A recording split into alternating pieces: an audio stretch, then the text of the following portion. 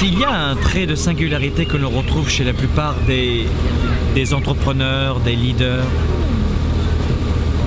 qui choisissent leur carrière, leurs affaires, qui osent être un petit peu différents, ça c'est un vrai trait de singularité que je remarque chez la plupart des gens, c'est que ce sont des gens qui savent rester enfants dans l'art et la manière de continuer de rêver, de vouloir plus, d'avoir plus, pour rester énergisés, pour continuer de garder intacte et riche leur créativité.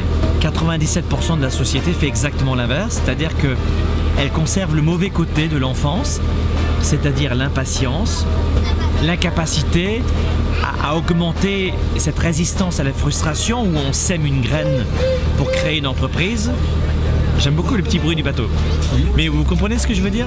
C'est d'avoir cette capacité de continuer de rêver, de créer, d'avoir plus, mais de ne pas conserver ce défaut de l'enfance de vouloir tout de suite et maintenant. Et vous le comprenez, la plupart des adultes n'osent plus rêver, ont peur de rêver, vraiment. Hein, le rêver, vouloir plus, oh mais t'es malade, t'es pas bien, ça se fait pas.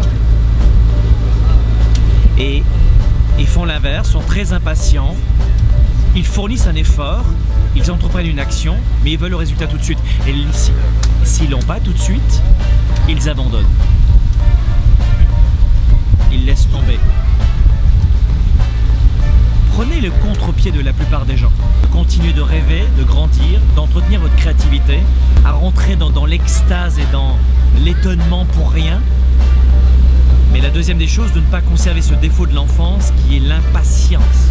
Augmentez votre créativité tout en augmentant aussi votre capacité à persévérer.